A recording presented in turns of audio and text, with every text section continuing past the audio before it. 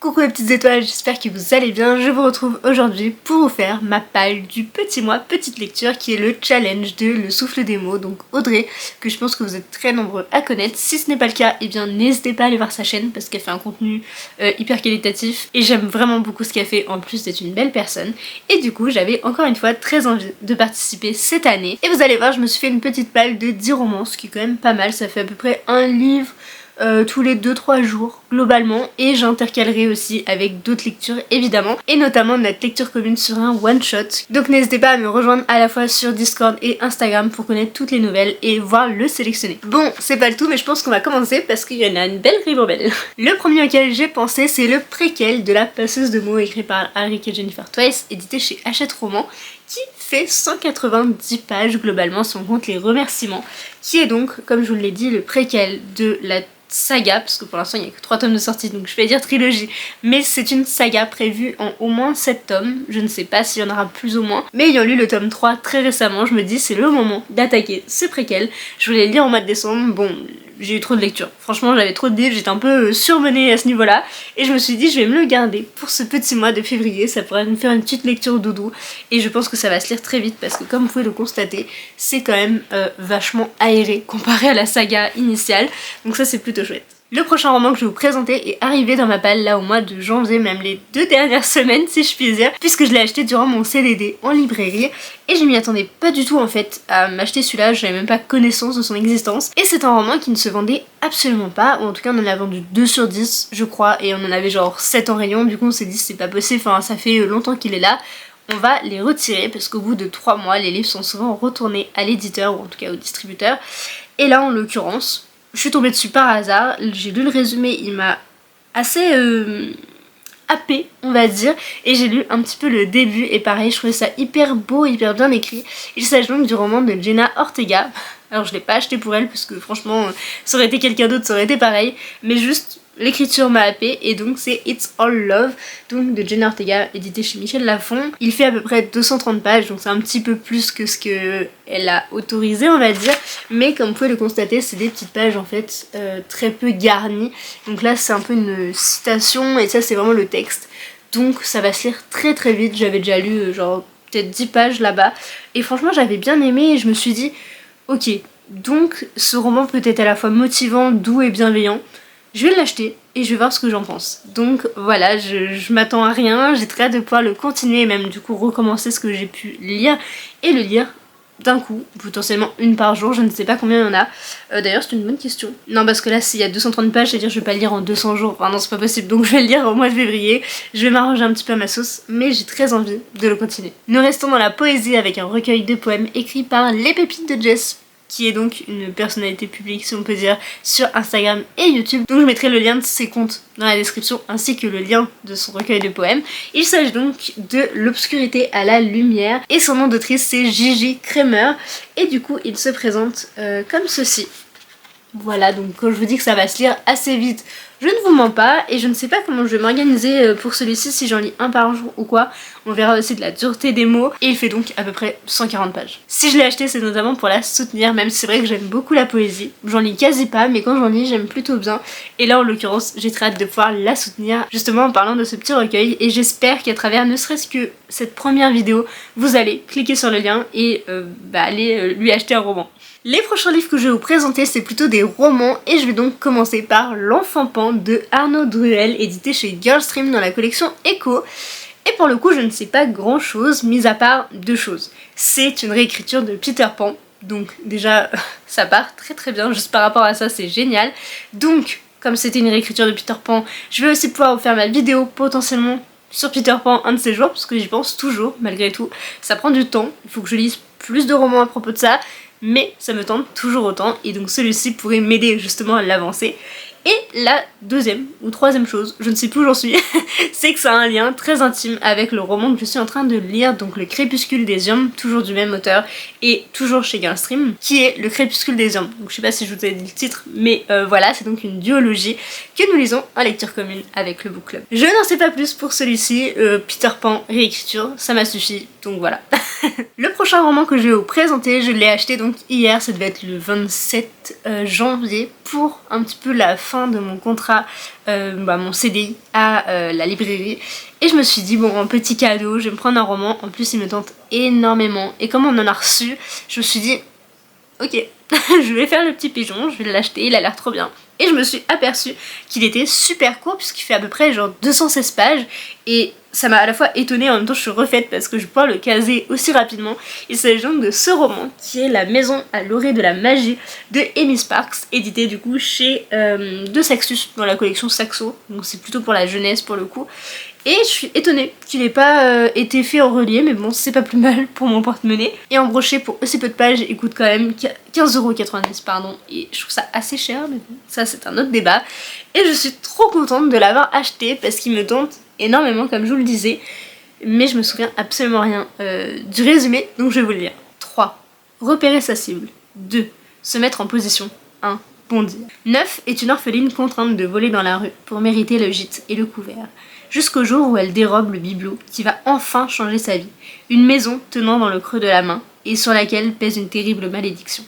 La rencontre avec ses habitants, un magicien sans pouvoir, un troll majordome ou une éminente cuillère en bois ne se fera pas sans heurte, ni sans éclat de rire. Oseras-tu franchir à ton tour la porte de la maison, à l'orée de la magie ? Voilà, ça a l'air beaucoup trop bien, trop mignon. Et comme je vous le disais, il fait 216 pages. Ça me fait un peu peur dans le sens où c'est un roman fantastique, fantasy plutôt, mais en même temps je me dis que ça reste un jeunesse et il faut pas que j'en attende trop non plus, mais il a l'air trop bien, trop pipou, j'adore la couverture, ne nous le cachons pas vraiment, regarde-moi ces détails, bon je sais pas si vous voyez très bien avec ce plan un peu foireux, ne nous le cachons pas, mais la couverture me fait extrêmement penser à un mélange de La Maison Chapelier, au terme des couleurs, de la disposition, tout ça, et un peu le style de maison, donc qui est toute petite, sur la couverture du roman Sous la porte qui chuchote. Donc, je sais pas, il me hype trop, j'ai trop hâte de le lire, et voilà, c'est tout ce que j'ai à dire pour celui-ci. Les 2 prochains romans, je crois qu'ils étaient déjà dans ma palle de l'année dernière pour le petit mois petite lecture, donc oui, un peu honte à moi, parce que je les ai toujours pas lus, mais bon, on va essayer d'y remédier cette année. Et le premier, c'est Tragic Circus de Mathieu Guibé et Cécile Guillot, édité chez Le Chat Noir, qui est pareil, un tout petit roman. Donc je crois qu'il fait 230 pages, même pas, 208 pages. Donc c'est pour vous dire à quel point il est court et à quel point je suis débile en fait de ne toujours pas l'avoir lu parce qu'il est tout petit.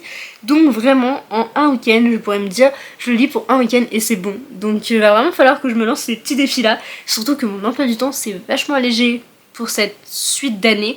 Donc je vais essayer de me lancer des petits défis un petit peu comme ça, notamment courant février, pour vider cette gigantesque palle. Et celui-ci, je ne sais plus trop de quoi ça parle, puisque ça fait plus d'un an, je pense, qu'il est dans ma palle. Mais vous savez à quel point j'adore les romans autour du cirque, ou en tout cas ayant un fond de cirque, notamment je pense à En équilibre ou Leur sang coulant tes veines.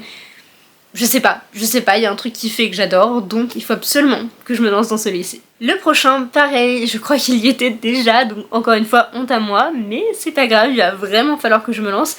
Et je crois, si je dis pas de bêtises, c'est ça, c'est que c'est un roman traduit par Clémentine Beauvais, donc en vrai, je trouve que ça colle bien avec le challenge d'Audrey, étant donné que c'est une personne qu'elle adore, je me dis, faut vraiment que je le lise à ce moment-là, c'est un peu symbolique, enfin je sais pas, je fais des trucs dans ma tête un peu chelou, mais du coup ce serait Riposte de Louisa Reid, je sais pas comment on dit, et comme je vous le disais, traduit par Clémentine Beauvais, donc c'est écrit juste ici, et édité chez Bayard, collection Page Turners, et il s'agit d'un roman en vers libre, si je ne dis pas de bêtises vraiment, mais voici à quoi il ressemble, donc je pense que ça va se lire très vite. Je triche un tout petit peu avec celui-ci parce qu'il fait 250 pages, mais en même temps c'est un roman en vers libre, traduit par Clémentine Beauvais, je me dis que Audrey pourrait peut-être me le valider. Tous ces romans me tentent énormément, mais malgré tout je vais quand même être obligée de lire quelques livres de cours, parce que j'en ai 5, c'est ça. Donc c'est pas mal quand même, pour juste 4 matières, dont 3 auxquels il faut des livres, mais bon bref.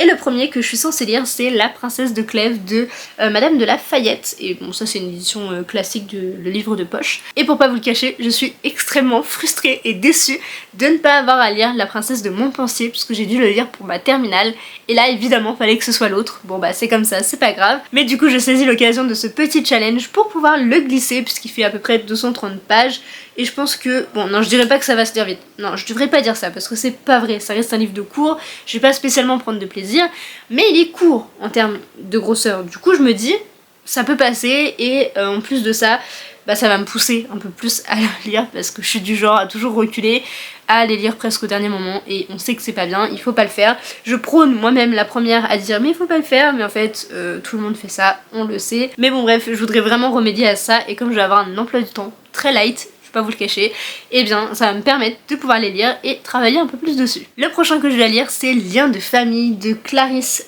Lispector, édité chez, bonne question, chez Des Femmes, Antoinette Fouque.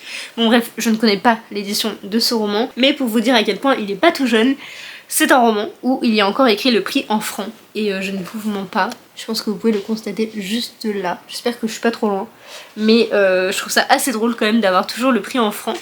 Et celui-ci fait donc une 200aine de pages à peine, et quand je vous dis que ça va se lire vite par contre pour le coup, c'est que celui-ci c'est écrit très gros, donc ça c'est très bien. En vrai j'ai hâte de pouvoir le découvrir parce que je connais pas du tout et je pense que ça peut être intéressant. Et je crois qu'en parallèle de celui-ci, pour le même cours si je ne dis pas de bêtises, il faut qu'on lise Monday or Tuesday ou Lundi ou Mardi de Virginia Woolf, qui est donc une autrice en fait super connue et que j'avais vaguement entendu parler, mais voilà, je me suis jamais renseignée dessus. Et là en l'occurrence, comme on doit lire son petit roman, je suis très contente parce que ça va me permettre de la découvrir et il fait 212 pages quoi en gros, et il y a écrit donc en anglais et en français, donc là tout ça c'est en anglais pardon, que je me trompe pas, et tout ce qui est sur l'autre page c'est en français, donc moi je pense le lire qu'en français parce que ça va déjà être pas une corvée mais pas loin. Mais en vrai ça pourrait être super intéressant de le lire aussi en anglais, donc plutôt dans une deuxième lecture je pense. Donc à voir si j'ai l'envie et la motivation de le faire, mais en vrai ça pourrait être super intéressant. C'est donc tout pour mon petit mois petite lecture. Cette année j'ai plutôt visé une petite palle, je vais essayer de greffer tout ce qui est manga et BD, mais je me suis dit que cette année je vais essayer de pas trop les mettre dans le sens où j'en lis un peu plus. Parce qu'au mois de janvier j'en ai lu quand même pas mal et que là je suis trop à fond dans l'atelier des sorciers. Il me reste que 4 tomes à lire, donc je crois que c'est le de 9 à 12, ça fait bien 4 si je sais compter, et je voudrais les terminer avant le mois de février. Mais du coup je ne sais pas sur quelle saga je vais me pencher après, j'ai quelques idées hein, parce que la mangatech de mon copain est pleine, mais qu'est-ce que je vais avoir envie de ça je ne sais pas, donc on verra selon mes envies. Sur ce j'espère que cette petite vidéo vous aura plu. Pour le coup il y a vraiment de tout, des romans, de la jeunesse, du classique, du pas classique, enfin bref j'ai essayé de mettre un petit peu à toutes les sauces, à la fois pour moi, parce que c'est ce que j'aime, et aussi pour vous, peut-être ça peut vous intéresser de voir d'autres lectures, et n'hésitez pas à me dire si vous voulez des chroniques sur certains, parce que je sais que les romans de cours, on va pas se le cacher, je les chronique très peu, mais en même temps c'est pas spécialement ce que j'aime lire, même si certains sont très bien, comme les 3 mousquetaires. Voilà, petite propagande au passage, mais n'hésitez pas vraiment à me dire si ça peut vous intéresser, et dans ce cas-là je ferai un petit effort. Sur ce, je vais vous laisser. Si mon contenu vous a plu, n'hésitez pas à aller voir ce que je fais aussi sur Instagram et TikTok parce que c'est vachement complémentaire. TikTok, je suis pas encore à jour, mais je reviens petit à petit. Je vais essayer de m'y remettre là courant du mois de février. Et sur ce, je fais plein de gros bisous et à très vite dans une prochaine vidéo. Bye!